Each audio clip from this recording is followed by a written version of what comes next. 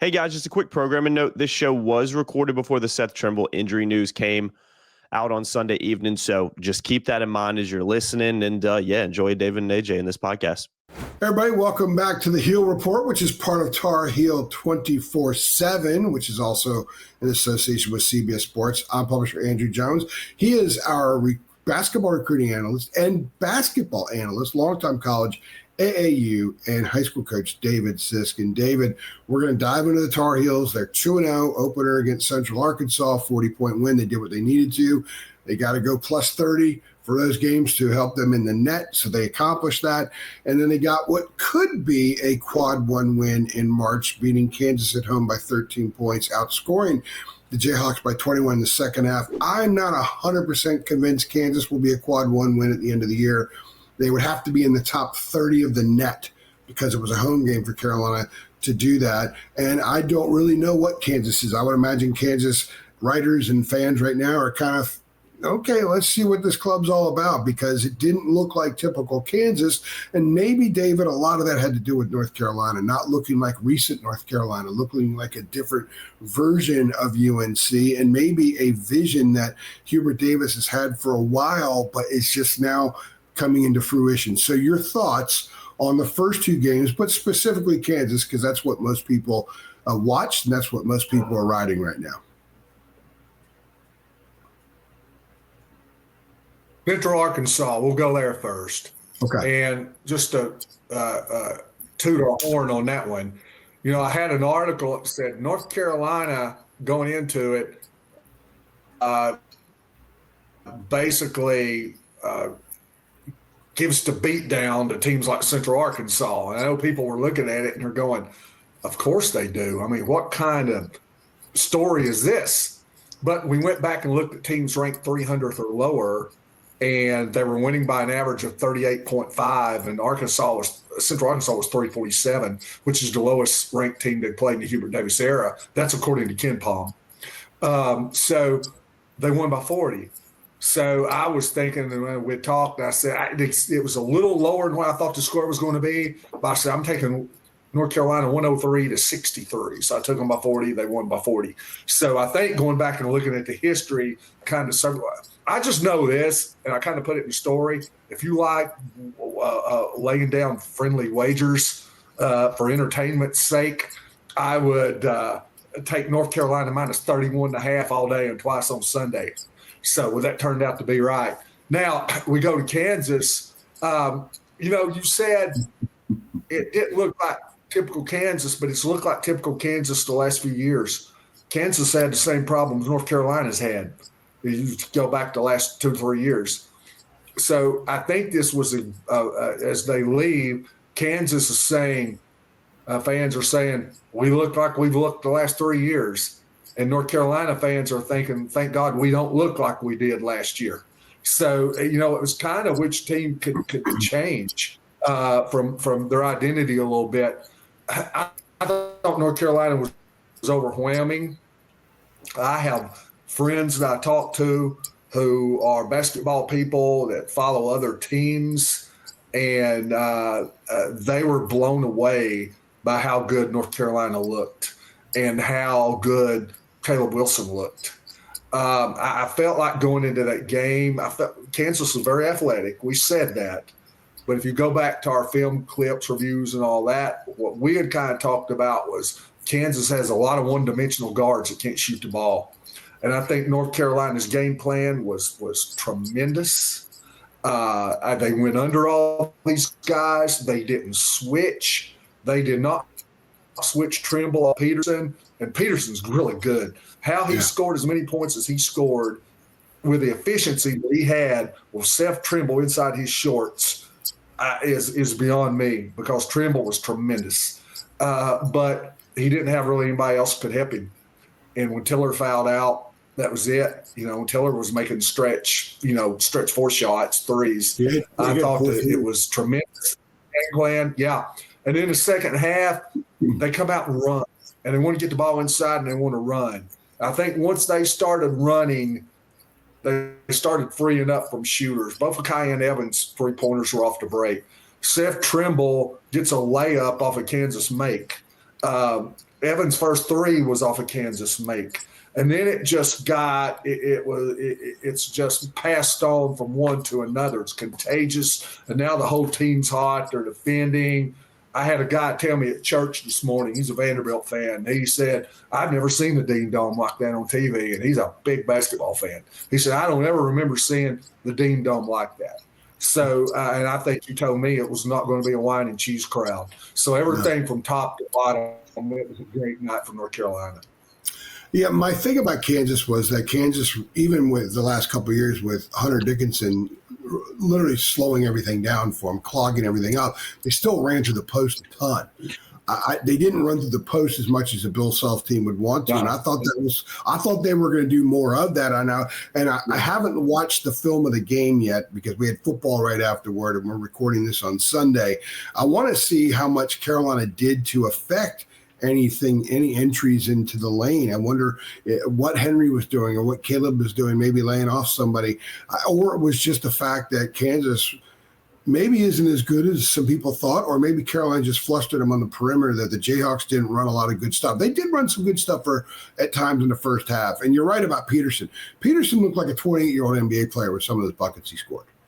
And there wasn't anything Seth could do. Now, Seth did go over some of the screens, and he was somewhat effective. I thought they were bumping. He went over screens on Peterson. Yeah. He went over screens on Peterson, but Melvin Council and those other guys out there, they're going under everything. Yeah. And I'll tell you what. Let me clarify that. Over Peterson, they're physical, and they're going over the top of everything on Peterson. But when I was talking about White can make some shots, but outside of that, they don't have anybody else. So they're going under, and they're playing off those guys, which I think had a lot to do with the high low, not being able to get the ball inside, because when we call it in high school dorking a player. So when you're not, you always have them in high school. We're just not going to guard this guy. We're going to stand in the lane. We're going to have a guy standing in the lane. That way, if you try to dribble drive in, you've got help right there. You're not going to be able to get the ball into the post. He's just going to be hanging out in there. And I think there were several guys you could kind of hang out around and play off of and just crowd the lane. And it makes it hard to get the ball inside to a big. You know this. You've seen enough of this, Andrew, this year. You've seen it with Baycott. Think about Baycott. When North Carolina couldn't shoot the ball, think about how hard it was to get the ball into it. And when they could shoot the ball, it spread the defense out, and now it's just like shooting fish in a barrel. Yeah. Yeah, I was really impressed with Hubert's game plan, that they stuck to it. And I don't think the game plan I think it worked defensively in the first half. It's just that Kansas had a lot of points off turnovers. I think if you were to just squeeze that aspect out and make it a half-court game, I thought Carolina did a pretty nice job defensively in the first half. And what impressed me about the game plan, and I think we're seeing some growth in Hubert, in that you have Seth going over, other guys going under. A lot of times it's all one mantra across the board. Here, they diversified it based on the personnel, which I thought was really good scouting in advance. And they knew that there's a guy that can guard Peterson and can stay and go over those screens and stay with him and keep him from going for 40, which Bill Self said he basically needed to do for them to win. It was Seth Trimble. And Seth, to me, played at a level that very few Carolina defensive players have played at before. And he also complimented on the other end with 17 points. And he'd be in the 20s, Dave, if he finished around the basket. He needs to dunk. Yeah. Hubert should just take him out when he doesn't dunk it and try to send that message. Yeah, I've been saying that for 3 years. Say what now? I heard you say that Friday night. I watched you and Jacob afterwards, and you said just take him out. I remember one, he went baseline in the first half. He's got to dunk or at least go straight for a layup. He shoots the reverse on the other side, and there's really nobody there to stop him and missed it. I couldn't figure out why he did it. But Hubert, you were talking about two things here. Number one, a great defensive strategy. And like I said, another thing too, not only about guarding the personnel, he didn't switch. They have switched everything up into this game, and he didn't switch. He talked about that in the post conference with you. But another thing too that I thought was impressive was in the second half. Here's the reason they had turnovers in the first half. They held on to the ball.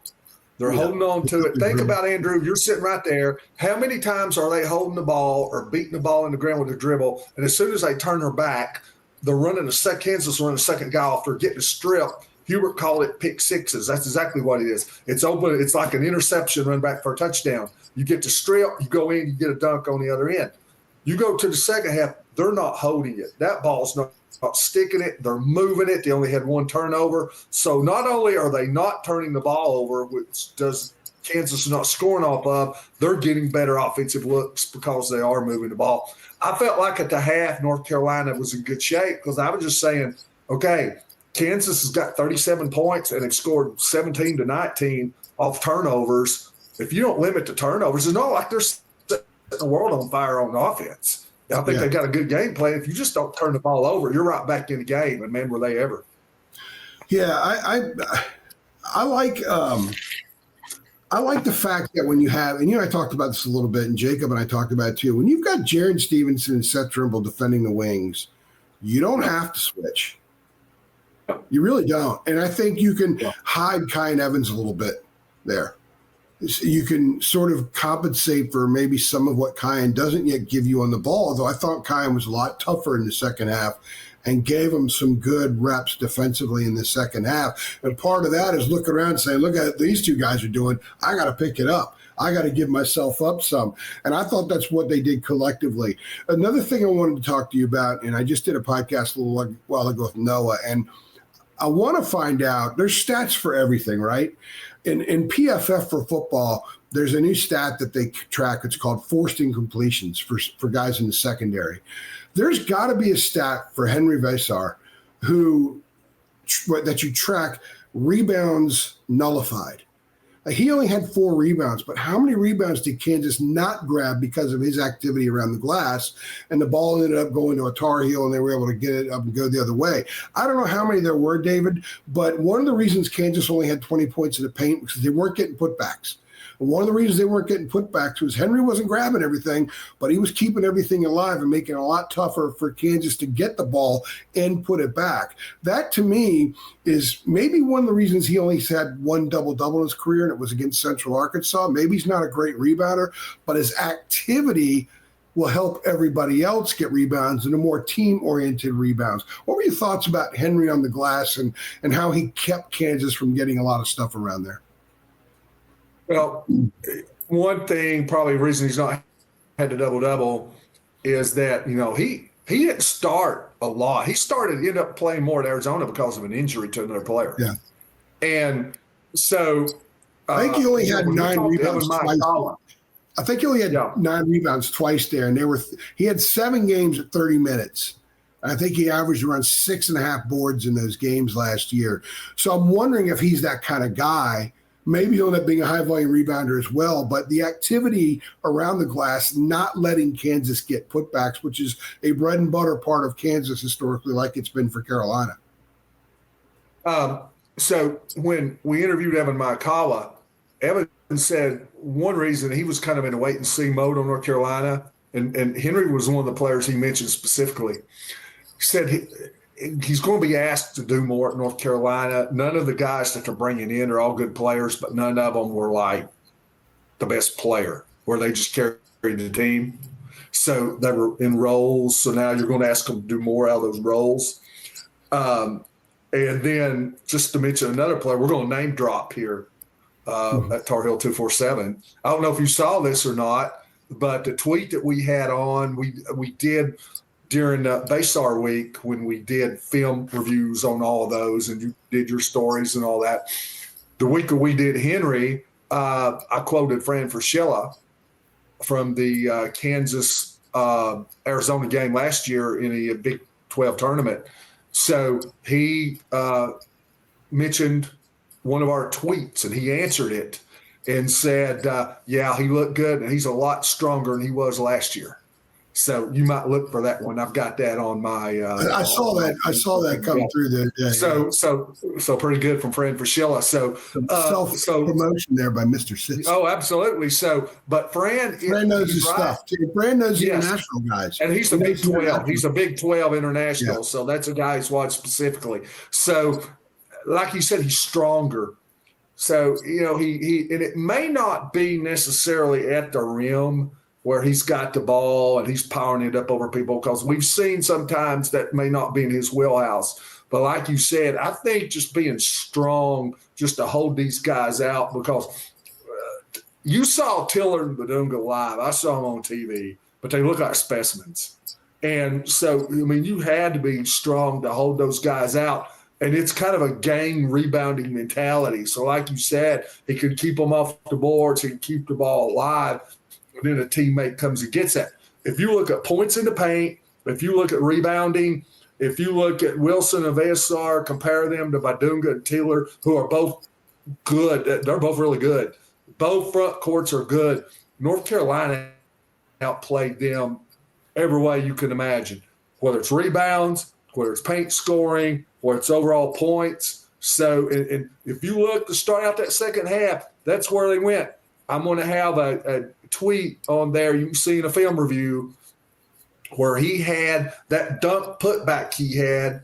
They switched Melvin. He was involved in like 3 straight ball screens and handoffs on that possession. On the third one, Kansas wouldn't switch. On the third one, they had to switch. He ended up with Melvin Council, 6'4" on him. Melvin Council's got him boxed out.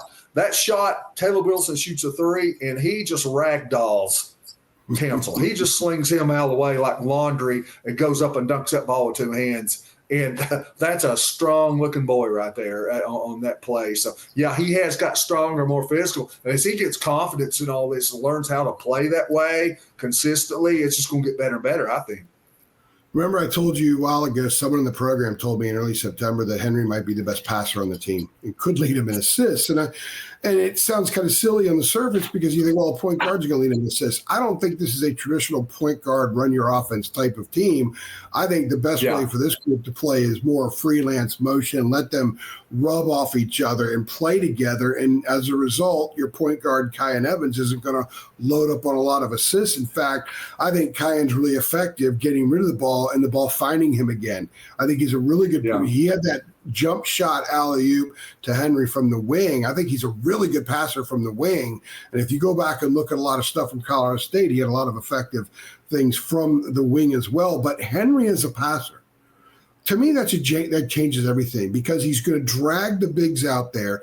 He's good enough to shoot the ball. He's a willing shooter. He's got a quick release, and he's a very good passer. He sees the floor well. I asked a couple of teammates after the game about Henry as a passer, and they say they know that if they're open and they're cutting or they're popping out or whatever, and Henry has the ball up top, he sees them. And they know to always be ready for the ball. And as you know, David, a huge part is awareness and being ready. A lot of guys get passes and they're not ready. They don't catch it well. They fumble it. The defense recovers. They get nothing out of it. One of the things that impressed me the other night is that how ready the pass receivers are on this team, whether it's they're swinging the ball in the half court like they did against Central Arkansas where they were all ready to shoot, or when they were cutting and moving the other night where they were all ready. You're not getting a lot of bumbled passes on this team because of how ready they are. And Henry's a guy that can find you if you're open. What are your thoughts about the whole of his game and having a 7-footer who can find dudes from 23 feet out? Well, it's big because not only is the ball moving, and let's look at modern day offenses. An integral part of that is having, and we spoke about this all during off season. The integral part is having a big who can initiate the offense out front, who can reverse the ball, who pops, can reverse, can move behind it, can move the ball side to side, because a lot of times it's that big, especially if you've got 2. Now you're not only moving the ball side to side and the ball's being moved, it's being swung, you're getting passes, you're getting ball movement, player movement, you're getting second, third, fourth side opportunities. It also opens up to high-low. So when Henry, you're letting Caleb Wilson just operate, just air people in there, and Henry's stuck outside. So Henry's got to get the ball. I do a lot of things. I can go reverse the ball here. We got something over there. Go ball screen behind it. Or guess what? I can just dump it down inside and let Caleb Wilson make somebody famous. So there's a lot of options you can do because you've got that guy that opens it up. You know, I had the opportunity last year to watch teams as modern day offenses evolve. That having a playmaker at the 5 spot is an incredible thing. Colin Cowherd talks a lot about that all the time. He says people call small ball. He said small ball didn't last long. It became an NBA, all these guys 6'9", 6'10", playing guard. It became all these big guys being playmakers. Caleb Wilson can do that. Stevenson can do that. Visar can do that. So, I mean, you don't – it's long gone from when you've got some bruiser, just in there just whacking people around the rim and posting up and all that. If you go out and shoot a three-pointer, you put him on the bench. You just let these guys operate out there. So when we did a podcast in the summer we talked about Caleb Wilson, one of the things you said that stood out to me, that it's how you look at things, even when you're in the AAU event. You're not just looking at the skills, the things that pop out to everybody. You look at a lot more of a player's game. And you said that, the role he accepted when he was on the AAU team with the Boozers. That was one thing that really jumped out at me, because it said a lot about the kind of guy Caleb is. And Noah did a story last week. He talked to Caleb's high school coach, and he talked about all that. And also maybe his AAU coach, but certainly his high school coach told him a story about Caleb connecting and being a part of it, knowing that he's the best player on the floor, but he's getting other people involved and makes him better. And part of also what you said was that he's the guy that will dive for a loose ball, flick it off an opponent to go out of bounds, because it's going to go out off of his team. He saves it, gets it off an opponent, it goes out of bounds, his team keeps possession. Man alive, that's what we've seen. I mean, his game begins with diving on the floor, and it ends with him dunking in a manner that there's a residual effect with his dunks that there aren't always with a lot of guys. It's only 2 points, but psychologically, I think he – in part, took the soul out of Kansas the other night. If you saw the way Kansas changed defensively when Caleb started doing those things, he's going to do that to a lot of people. There is a level that he gets into the opponent, whether it's the diving on the floor stuff where he juices up his teammates or the way he can finish at the rim. He's everything you said he was, and he's actually better, David. He's even more skilled, but it's those intangibles. And I actually called him the other night. He's gritty and he's cagey, and he's also the most talented dude on the floor. That's pretty big time stuff. I don't know where to start with him. There's 3 or 4 things here that I want to talk about. Number one, you talked about taking the soul from Kansas, but he gave North Carolina their soul. And what I mean by that, you've heard coaches say this: when you've got a player that he's your best player, but he's also your hardest worker. And I'm not saying he's their hardest worker, because I don't mean it in that point where I'd say, he's working harder than Seth Trimble or although I don't think anybody's going to work harder than Seth Trimble. But what I'm saying is I guarantee you nobody's outworking. Yeah. So when you got a guy like that, and he's your best player, and he's your hardest worker, and he is totally bought in to what's going on. So he's just telling Hubert Davis, okay, you tell me which wall to run through, and I'm going to run through it. When that's your best guy, everybody else is going to jump on for the ride. And we just see that over and over and over when you've got – that's what Kobe Bryant was. That's what Michael Jordan was. And I'm not putting him in those guys' range. But what I'm saying is teams that have those guys, it's rare. And I've never known a team that had a guy like that to be bad. Yeah. So it's almost like if you got players around him at all, it's almost like immediate guaranteed success. That's one thing. Second thing is, Hubert's never struck out yet. He's had an up and down roller coaster career at North Carolina, good year, bad year. He's never struck out when he's been able to knock it out of the park at the 4. Brady Manick, Harrison Ingram. Now you got Caleb Wilson. So keep that in mind. What Wilson is able to do is just jaw-dropping, because I think the national narrative – I'm on a lot of DM threads with people from other places. And there was the narrative is you had Peterson, you had Boozer, you had Colapete, and you had a couple of the other guys then behind, and that Caleb Wilson's in the second tier. Caleb Wilson totally erased that narrative Friday night on national TV. I mean, I'm looking down at my Twitter on DM threads, and people are talking, and they're going absolutely – these are not North Carolina people – are going absolutely nuts about Caleb Wilson, what he's doing. That first dunk he put back to start the game was just they just blew their minds, and it just got better. The other thing – well, there's two other things. I heard about it today. I love it when you're in church and somebody tells you about Caleb Wilson, how awesome he was, and they used profanity in church to explain how good he was. That's the one thing. The other thing is that I love it. That's how we should have ended this podcast. Oh, yeah. The other thing, did you, and I know you knew about this in the interview, he was talking about Kansas motivated him. I think you brought this up. Yeah, Kansas motivated him because they were going nonchalant through the warm-ups and all that.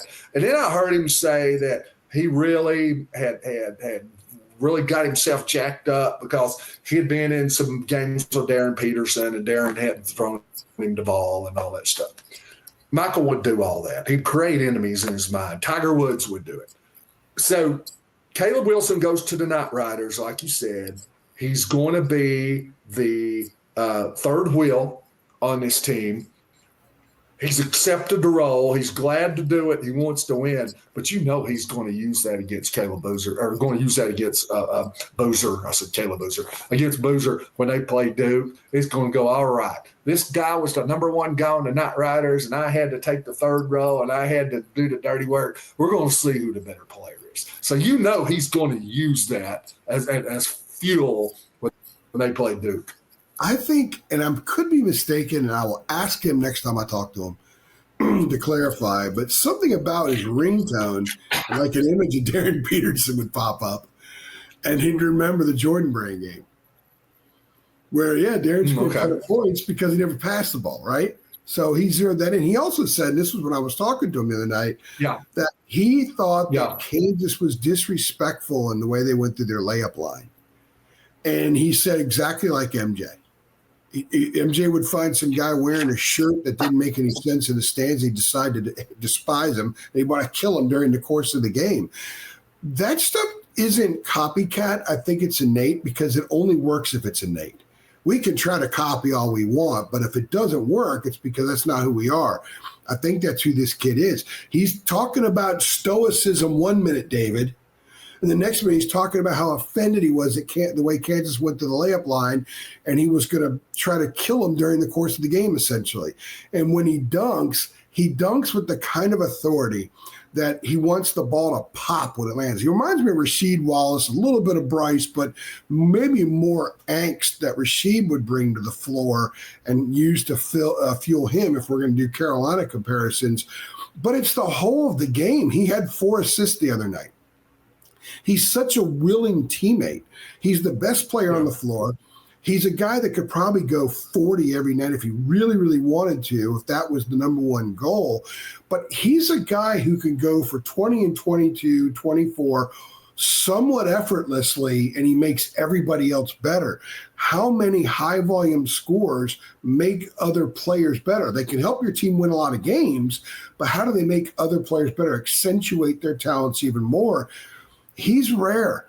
I walked by Tyler Hansbrough the other night after the game and like, hey, Caleb Wilson. And Tyler's the best freshman I've ever seen at Carolina. From a college standpoint, he's the greatest Tar Heel of all time. Phil Ford is in the same line of vision. I told Noah Weiskopf when we're waiting to do player interviews, I said, Noah, turn your head to your right a little bit, turn your head to your left a little bit. There's 3 national players of the year you can see. And they were all great as freshmen. This kid is already as good as those guys were as freshmen. He's got a different game. Tyler was a first-team All-America as a freshman. I have no idea what Caleb Wilson's going to be. But he's got so many really strong prongs to his game, David, right up to the diving on the floor, getting the ball, calling the timeout, or canning it to somebody who gets it up the court. He just drips with IQ. He drips with talent. He drips with the kind of infectiousness that teammates can feed off of. And by the way, he has some pretty talented dudes doing it. It's not like a bunch of average players are moving from a 5 out of a scale of 1 to 10 to a 6. He's got 7.5s that are moving to an 8.5 because of him. One other thing, let me add to and all that, and this was a point too I forgot to make. Before I did it in the first exhibition game, the first inter-squad game. He had a 2-point shot where he changed speeds, directions, and shot a step back, and he straddled the 2-point line, and he missed a shot. And I said, I know he missed a shot. I said, but I just want you to look at the movement on this shot. 6'10", he handles the ball like this, and he can shoot this step back and create space. I said, there's few that can do that. And I took a beating on Twitter for that, for glorifying bad shots. And like I said, I just wanted to show the God-given ability there that he has that a handful of people walking this earth can do. And because I know that when I see it, because you rarely see it. And so I watch him Friday night, that first shot he hit in the second half, the first one. And during this early run that North Carolina made, here's the beauty of it. The early run in the second half where they went from 8 down to take the lead in just a matter of minutes, he only had one bucket. Henry scores. You've got a 3 from Jaron Stevenson. You've got a 3 from Kyan Evans. You've got the run-out layup by Trimble. I mean, the ball's being passed around. It's not like he's just being ball dominant in that area. But they were late in the clock, and he took a turnaround jumper from about 15 feet, man, and just drained that thing. Well, the guy hanging on him. And even Jay Billis was like, oh, and you got to watch it, him talking about it. He's just like, oh my goodness. Yeah, he made that. It reminded me of some of that we're going back to. I'm telling you right now, he's got, if there's a player, and it's hard to say he's got the best because it's hard to say it when you haven't seen anybody. I mean, everybody right there.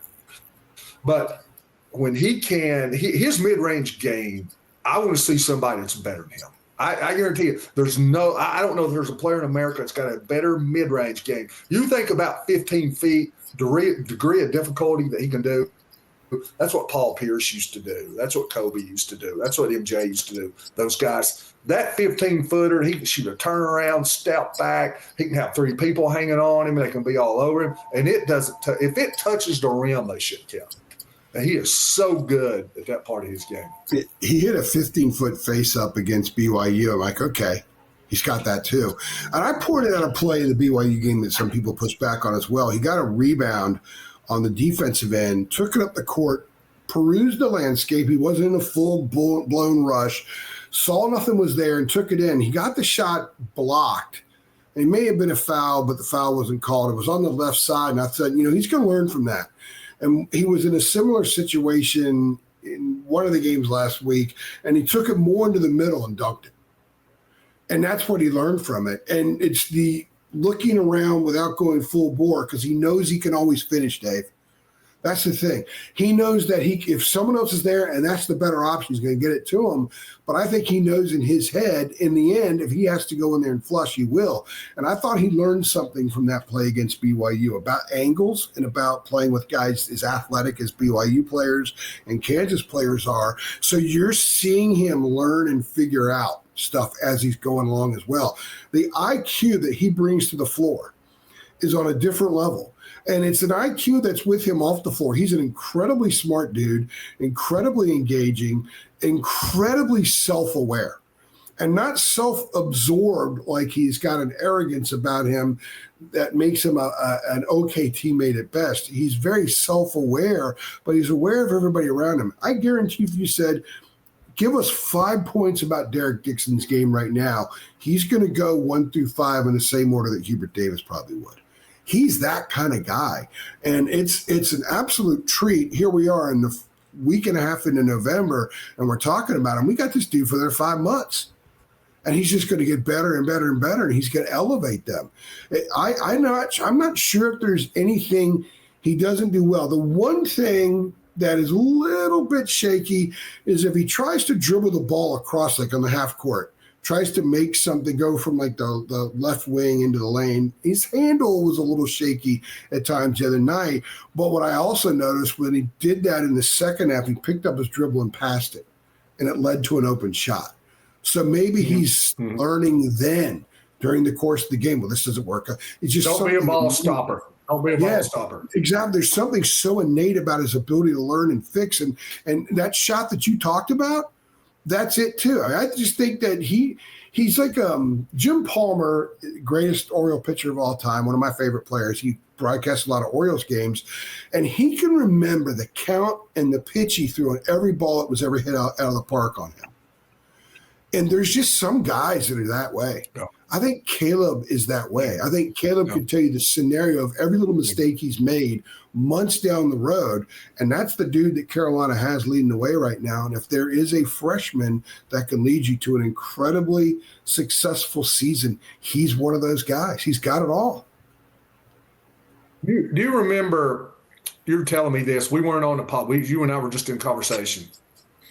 And you told me that the difference the last few years has been like when you go to Duke, it's been like when they play, it's like a celebration. Yeah. When they're on their home court. And so, and I said this, you didn't. If you watch North Carolina over the last couple of years, it's just been, it's been hard at times. It's been like not going to the movies and watching Nightmare on Franklin Street. You know, it's just tough sometimes it's hard to watch, and it's like the fans have been wanting to pull them through, and it's just not been there, and the players haven't played with joy. I watch Caleb, man, and he just plays with joy. You talking about the celebration? Now, that was a celebration once they started playing. The first half was like, here we go again. The second half was a celebration. And you see Caleb just bringing all that. And all of a sudden, you see these other guys. You see Henry, you know, he's really flexing and he's pumped. And they just kind of jump on that. And all of a sudden, you're going, man, these guys are having fun playing. And they're playing well, but they're having fun. It's energetic. Not just out there making threes and jacking it around, having a good time, but doing it the right way. And when you get a team on that level, like I said, when you've got a guy like him, when your best player's that guy, the rest of them will jump on. And it just seems Friday night, the second half, that place, it was just a big party. It was a joyous place. You know what I said then, and I think I'm as connected to Carolina fans as anybody because of what I've done for a living. The fan base needed that. I think it was an outpouring of, man, we've bottled some stuff up for a long time, and the fan base needed it. The university needed it. It's been tough at times around Carolina athletics and certainly Carolina basketball. You know who else needed it was Hubert Davis. And last thing I want to talk about, and there's a million areas we can go with this because I think the next few weeks it's going to be interesting to see how Jonathan Powell is used because I think right now Hubert's going to try to see how he fits into things. They're doing this with Luka still trying to figure things out as well. We can hit that at another time. But I've talked to you a lot about Hubert and how I've noticed some changes of late. And a lot of this we've done without the record button. When Hubert told us after the game the other night that after practice Thursday, got in his car and he drove to Roy's house in Pinehurst and basically said, let's work together. How can you help me? And Roy had a list of every player in the team already. Here's what they do. And Roy just recently had knee surgery, so I don't think he's been to a ton of practices of late. But I don't think Hubert has gone to Roy a whole lot about stuff. And Roy, like most coaches, he's only going to speak to him about things when it comes up. He's not going to just say, Hubert, here's what you got to do because it's Hubert's program. Roy chose him for a reason. Let him run his program. But I think that there is an evolution in Hubert that maybe it took until all of Roy's guys are gone for him to kind of take the next step as a coach as well. And there's a pride factor. Everyone's got pride. Everyone's got an ego. And the critics that I've talked to about Hubert behind the scenes is that sometimes he didn't trust enough. There was a little bit too much pride. He's a little stubborn. And I've heard the opposite now. He's trusting these kids more. And I think we saw it on the court. They didn't run a lot of sets in the second half. They just played ball. And then the pride factor is, I'm going to go drive to Pinehurst and go spend some time with Roy and seek help, seek counsel. Just talk to him and try to sponge off of this legend who won 3 titles here. And I think that's a massive step in the right direction for Hubert. And I think it says a lot about him. And it also clearly indicates that he wants to be completely dug in and be the guy running this program for a long time. What do you think about all that? Yeah, and I want to say this first, what's on my mind. You were talking about they didn't run sets. You were reading my mind. They did some off the just start out the half. They did some beautiful sets off end outs. Well, with the intent, with the intent on getting the ball inside. Hubert was ticked off. They weren't running enough stuff inside, and he knows that gets them going. It did the same thing in Central Arkansas. They had a bunch of threes they shot in the first half. They started the second half going inside, and that's his flint.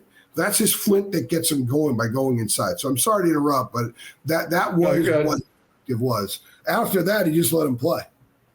Yeah, you're exactly right. But I noticed even like some of their scores, they're moving the ball, and there's a lot of ball movement. There's a lot of player movement. No, it's not crisp. It's not like you're watching some team is just mechanical with it. And it was more like a freelance a lot of times. But I've always said this: if you have player movement, ball movement, it don't matter what you do, you're going to get shot. You're going to get a good look. And what they're able to do now, here's the thing that makes me think that it really just wasn't orchestrated as much. A lot of times the ball never changed sides. They would have plays, or not plays, they would have possessions where it's a lot of movement, but the ball wouldn't change sides. They might have 5 or 6 ball exchanges, and the ball stays on the right side of the court. It never goes to the left. So it's not like you've got all these reversals. I think that's the next step he takes. So they've got all that. But you know what happens? Somewhere along that line, they're so versatile with a roster, they get that switch. Melvin Council will switch on to Henry. Henry goes to the block. He knows to go. Those guys know as soon as there's a mismatch, they're really good right now of knowing when there's a mismatch, and they will go to the block if it's a big guy and they got a little guy on them. And they'll go straight. Now they got to find them and hit them. So that's what I'm saying. Hubert could have stopped it and said, look, we got to get the ball more side to side. We got to get more structure. He let them play through it, and them just going out there and doing that, although it wasn't fine-tuned, it still worked, which tells me they can get a lot better, and also tells me, like you are saying, that, yeah, there was a trust level there. And I just think maybe you can when you've got guys out there that are totally bought in, and you know as well as I do, there's been several of the teams he's had were not totally bought in. Yeah, last year. The locker room wasn't bought in. And years before that, you've got players feuding in the locker room. You've got players mad at the coach, mad about playing time, mad about other circumstances. And there's no trust level, and he doesn't trust them, and everything goes to sets, and everything goes to walk it up. I think when you've got everybody on the same page, you can turn them loose more. It's just, I think trust is the gift that keeps on giving. I trust you, you trust me back. So they have that, and it allows Hubert, because of how they're going about things, to say, okay, I'm going to let you play here. I believe you're going to do the right thing. I think that's part of the conversation with Roy. Because one of the criticisms of Roy, and I sat there in 2008, the Final Four, when Kansas opened up a 40-12 lead, I sat there watching Roy with his arms folded, and he wouldn't call timeout. Yeah. And maybe he was to a fault that night. Maybe he lost to Duke in the semifinals of the ACC tournament in 2017. He stood there with his arms folded. It wasn't a fault. But it was so proven over time. It showed, Roy saying, you guys got yourself in the mess. You got to get yourselves out, number one. Number number 1A is we already practiced. You guys know how to do this. I trust you to figure out a way to do it. And I think we saw that some from Hubert the other night. That's a Roy trait. A Roy trait is Roy didn't even know who their opponent after the next opponent was. He never knew. And they never looked at film until the day before a game. They never focused so much on the opponent that they were overwhelmed by it and forgot who they were. It was always them first. Dean was always them. And I think that Hubert the other night showed us a little bit of Roy. I'm going to sit back and I'm going to trust you guys and let you guys be who you are, because I know who you are because we've worked on it. And I see it every day. So go out there and be that. That's the next step for Hubert. If he takes some of that pride down, learn to trust a little bit more, and also have confidence in what you've worked on during the week and let it roll. And we saw that the other night. And if that's who he is moving forward, then we're seeing the next phase of Hubert as a head coach. And it's a phase he needs right now because a lot of people know he needs to have a big-time year. From my first days of AAU coaching back in the 90s, I got to spend a lot of time with Phil Ford. I got to spend a lot of time with Buzz Peterson, with Matt Doherty, with Jimmy Black, Jeff Lebo, and still to this day try to see Jeff Lebo around much as I can. But I haven't talked to Phil Ford in a long time. But Phil Ford I took advantage every time he was around and he was in one of our games, because Phil Ford was God to me. So when I saw him, I'd ask him a question. So I'd sit and pick his brain and all that. So I asked him one time, you were talking about the timeouts. Our AAU director would fire you basically over calling timeout during a game. He did not believe in it. And he said Dean Smith didn't believe in it. He said Dean Smith said timeouts are like gold, and by gum, they're like gold. You don't use them. And I asked Coach Ford, I said, he was assistant North Carolina at the time. I said, why do you not use timeouts? And he said, no, he'll use timeouts. But he said he runs through this checklist. Number one, are we getting good shots? He said, if we're getting good shots, there's no use to call timeout. They're just not going in. He said, are we moving the ball? Oh, yeah, we're moving the ball. We got player movement. We got ball movement. Well, we are. There's no reason to call timeout. Are we playing hard? If we're playing hard, there's no reason to call timeout. He said, if we're not doing that, then I'll take the ones that are not, or all five of them, and take them out and put a new five in that'll do it. And there's no reason to call timeout. I'll just get me a dead ball and put them in. So there was that. Roy was under Dean, obviously. So Dean had that trust that, hey, if you're doing the right thing, you don't need me. It's just the ball's not going in. That's just one of those things. And if you're not doing the right thing, well, I'll show you I don't trust you, not by calling timeout, but by taking you out of the game. So I thought, those are interesting things. And it's been, hopefully it'll be passed down a tree. But like I said, I think having the players that you can trust and trust you go a long way in this. So and it looks like right now they've got that marriage. When Dean did call timeout, when on the road and a big run was taking place and he felt like he had to stop things, he talked to a few former players, they'll tell you. And I know a lot of Carolina fans have heard this story. I'm sure you have a million times too. But I love it because to me it personified what Dean was all about.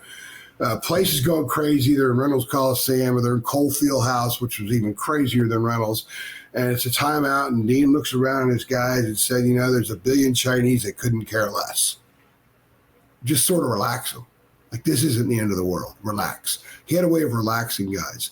That's going to be the next phase for Hubert. Roy had a way of relaxing his players, and part of it was by not calling a timeout. I saw Pete Gillen call 2 timeouts when he was at Virginia at Duke one night in the first minute 37 in the game. His team never got its footing because they'd become panicked over those timeouts, and it worked against them. I like the idea of letting guys figure it out. I love the idea of players not looking over their shoulder because they're freer. And when they're freer, they're better. And I think that's going to be, as we monitor this team, we also monitor Hubert to see how he handles some of those things. I've said a couple of times, as people push back, I understand Hubert's age. I understand how long he's been around the game, but he hadn't been the head coach before, certainly not of this kind of program. And it takes time. We all have to learn and evolve in our jobs, no matter how old we are when we get those jobs. And I think we're seeing some signs of the next level of his growth into this position, his evolution. And when he said he went to go see Roy, I talked to somebody in the program the other day about it afterward, and they didn't even know.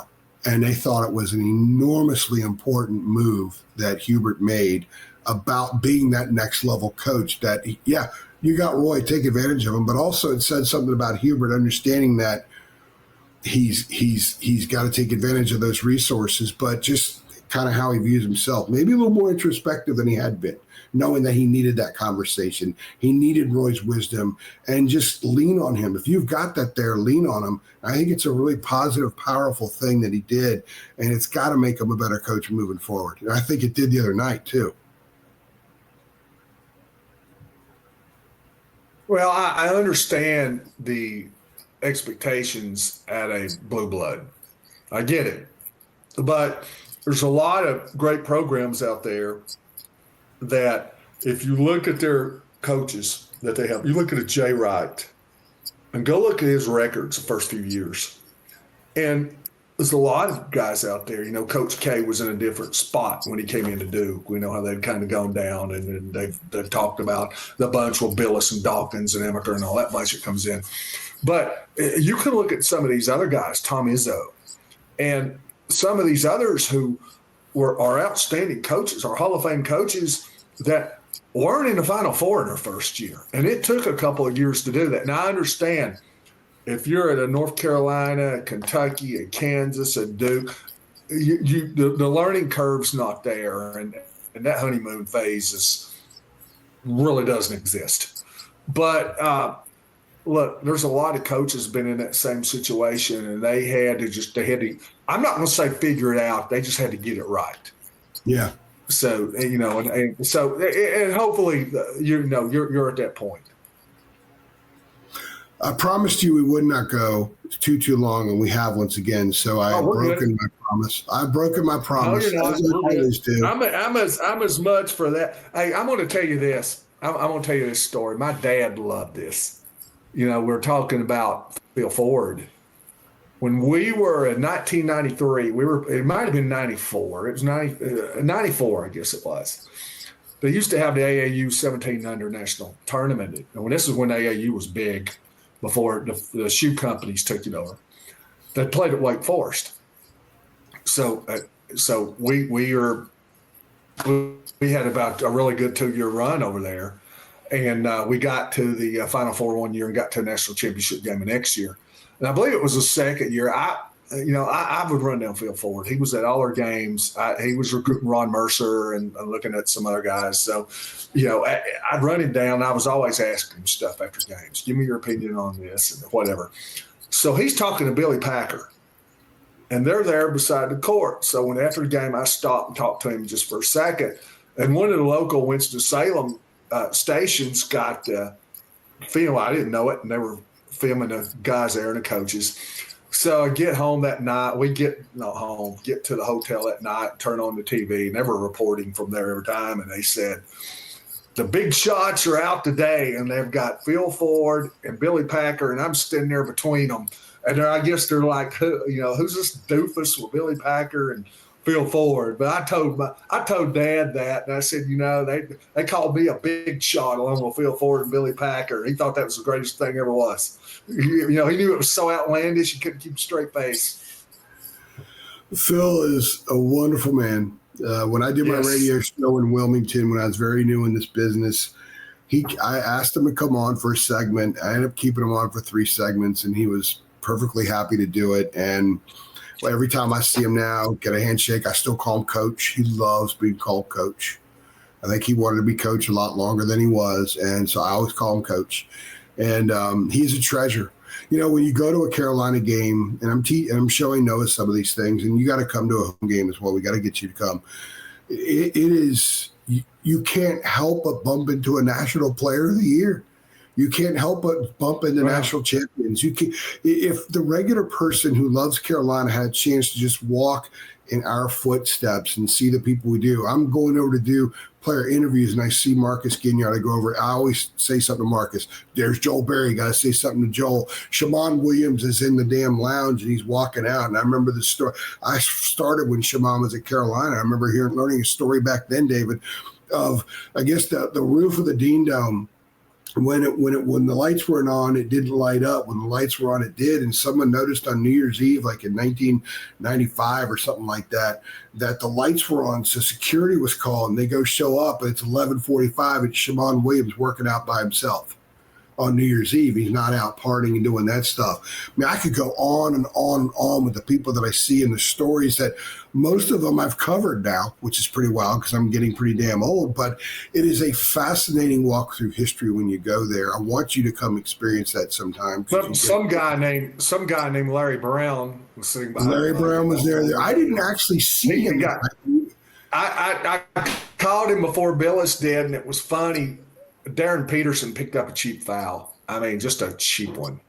And, you got to have him on the floor. And he's standing there, and they're showing the camera, I guess, was right around the half court and scores table. And you can see Larry Brown's angle. There's Peterson. There's Larry Brown in the middle of the crowd. He's the first one I picked up. So Darren Peterson gets his foul, and they show him, and Larry Brown's just like – I mean, here's a Larry Brown story for you.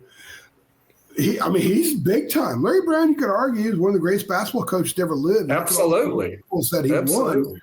And where we sit in the media, we're actually in the upper deck, sort of at the corner above what would be the tunnel where the Tar Heels run out. So we're way up there, right?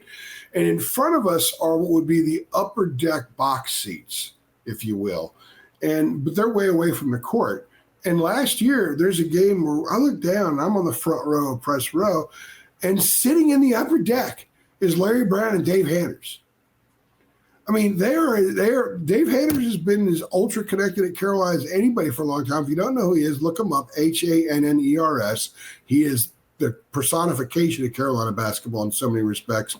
And they're sitting in the upper deck. There's so many damn bigwigs there. Larry Brown and Dave Hanners had to sit in the damn upper deck for a basketball game.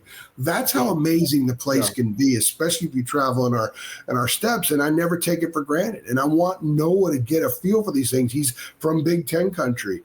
And I'm showing him who all these guys are. And I'm going to slowly introduce him to a lot of these people. And it's an amazing thing, which is why I think it's really important that it works with Hubert. I think they need to keep this unique, amazing connection. And you said that.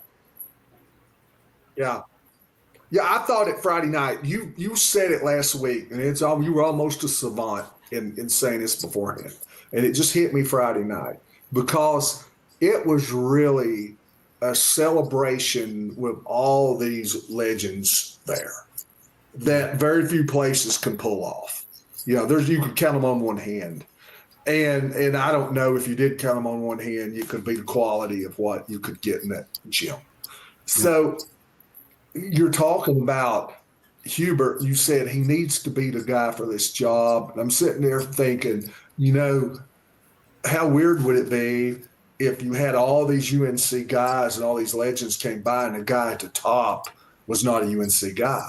Yeah. And I'm sure it could work, but it'd just be different. So it just feels more natural when you have with all these guys there, a celebration of it, that it's a UNC guy, it's the head coach. And then it's Hubert Davis specifically as the head coach. I mean, it needs to work. It really needs to work. It's coming up, David. He wears 2 pins. He wears a 24 because his uncle, Walter Davis, one of the great Tar Heels of all time. Hubert was a kid, and he was around those players. He tells the story of going to the 76 Olympics, riding back in the car with Lagarde, Kupchak, Davis, and Ford. And there's little Hubert in the car. He played for Dean. He coached under Roy. And I want to add one little sidebar to that. He also played for Pat Riley. Okay? So he's been around the greatest minds the sport has ever known. And he soaked it all in, and that's where the trust becomes important. Trusting his players means trusting himself. with the players and what he's taught them and the communication and culture that he's creating there. I think it's incredibly important it works with him because they keep this connection, because once they lose that, it's gone for good. My brother went to Indiana, and I'm watching Indiana today against Marquette, and you have Coach DeVries there, and like there is no connection to Bob. They're trying. They keep the warm-ups. They don't put the names in the back of the jerseys. They stay in that same arena that they play in, which is a bomb shelter, and they need a new one. They're trying to connect these things. They don't fit. Now, it may work with him. He may end up being a great coach for him, but they will never have that Branch McCracken, Bobby Knight connection ever again. Carolina needs it to work with Hubert. That's why it needed to work. That's why these guys like Mike Woodson coming back, it needed to work for Mike Woodson. It needed to work with him. I think it was important to work for Mike, and it didn't. And I'll say one other thing while we're here, and this is fun to have this conversation. Hope people enjoy it. We've gotten off the path a little bit, but I think North Carolina fans would like it. One of the most enjoyable times I had last year out on the road covering all these AAU and high school events was I was with Jeff Lebo for about an hour and a half. And I don't hit the coaches up for information. They're guarded. I don't want to put them in tight spots. If they want to tell me something, great, but I don't ask, and we don't go there. And the coaches have been really. I understand. I understand. They understand that what their role is, what my role is, and how the two fit together. If I can say that. Yeah. So, but like I said, I've known Jeff Lebo for over 30 years, and so we just sat down. It's always good. He's glad to see me. I'm glad to see him. And we don't discuss recruiting. We don't discuss any of that. He thinks that what I do with basketball recruiting, he thinks it's the most hilarious thing he's ever heard. So he don't understand why people are interested. Okay. But anyway, I said, let me ask. We talk about everything, but most of it's not basketball. But I told him, I said, I want to ask you a question. We were in I guess Memphis or somewhere last year, and I said, I want you to. Here's the thing I don't get: as reserved as Dean Smith was, and reserved as Bill Guthridge was, how did you get those guys to respond and play the way they did? Because I'm not smart enough to do it. I'd have to throw chairs. I'd have to go full scale Bobby Knight, So how do you do that? And he told me these great stories about practice, and he said they weren't as reserved as you think they were. He said there was never profanity, never, ever. And he would do his Dean Smith imitation, and he was telling me stories about it. But, the players knew if they didn't do it the way that it was supposed to be done, the way he wanted to do it, there were ramifications, and there were ramifications of practice nobody wanted to experience. And so, which today, with the way things are now, would really be considered old school.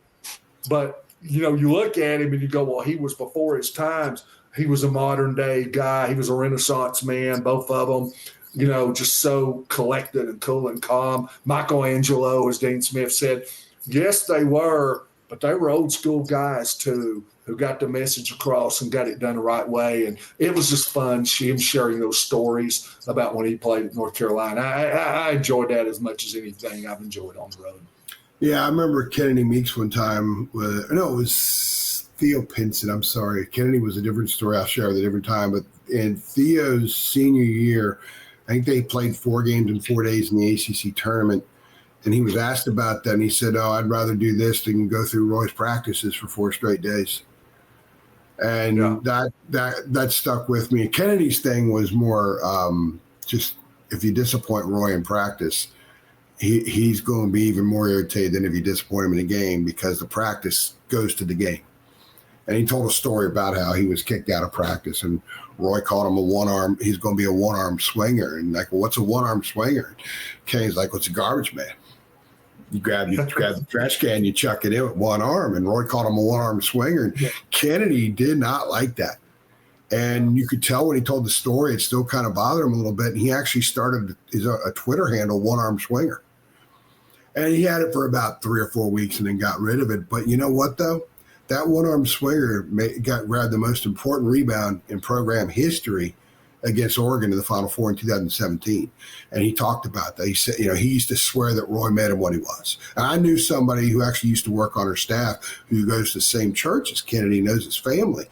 And there's a relationship there. And he said Kennedy would talk constantly about how Roy made him figure out who he was as a player and as a person because of stuff like that.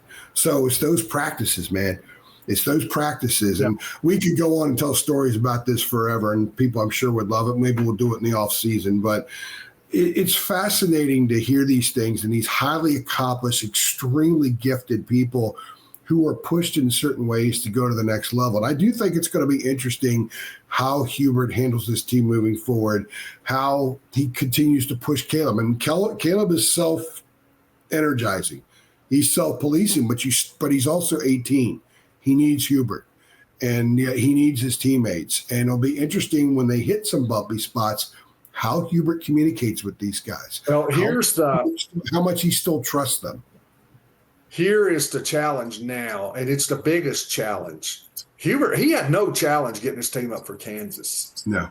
So everybody now is patting these guys on. They're the big men on campus. And Nick Saban called it the rat poison. He's famous for that, but it's true. So they take in the rat poison. And it's easy now when they're patting. You're only 2 games into the season. You've not won anything. Yeah. So do you relax? Do you believe the hype? Do you believe all the cheers you're getting and how great you are? Or do you say, hey, we've got you where you enjoy it enough that you want to buckle down even more, but realize that you've not. And you're like Caleb Wilson. You continuously build these enemies and these competitors in your mind to challenge yourself to continue to work hard. If their mission is to be great, they have to be great against Radford. They have to be great against NC Central. They have to be great in their approach against Navy and all those other teams, which is why, again, I will repeat, and I did it with Noah, and I do it all the time. There is so much value in those games. The fan who just watches the big game and only casually follows those other games, you're doing yourself a disservice. You really get to know the team when they play those other games too, especially in how they approach it. If they're nonchalant, throwing the ball all over the place Tuesday night against Radford, then Hubert's going to come down on them. And it's going to show that they're not connecting what happened Friday to the next time they take the court. I don't think they're going to be that way. I do think that there's a different DNA with this club. There's a different chemistry there. But they got to play a whole season. There's still 5 months to go. But the national championship game is in five months, basically. A little less than 5 months. So we're going to find out what this club's made of in the early goings with what happens in some of these next few games against teams that are much, much below what Kansas. And even Seth said the other day, hey, our next one's Michigan State. And I'm thinking, that's great that he knows that. But, St. Bonaventure's 2 days before that. They're not chopped liver. Yeah. Well, your next biggest game, when coach speak, your biggest game is the next one. Radford's your biggest game of the year because it's next. Yeah. But let me ask you this. Do you think this would work as far as coaching motivation goes to try to get them up for each game and say, look, guys, I'm challenging you to cover the point spread every game because I've got a lot of money bet on you? I think that with Jerry Tarkanian that might work. With Jerry Tarkanian, that may have worked. With Billy Gillespie. Well, I didn't know. I didn't know if Cash Patel might be doing press conferences from Raleigh. Yeah. Yeah. The guy in Raleigh right now might say that. No, I'm with you on that. That's why I think Tuesday night's huge. I mean, this team wants to be great. The 2005 team was great in December when they had a stretch of games against lousy teams.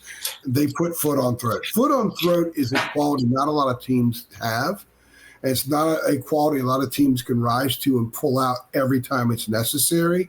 This team applied foot on throat the other night.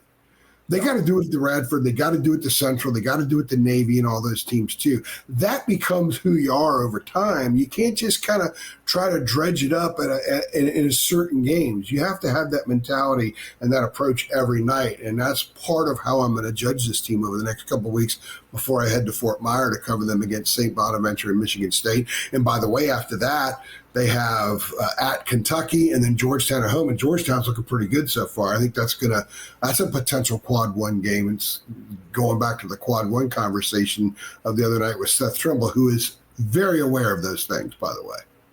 You're going to come back with that winter tan. You're going to look like Don Johnson when you get back.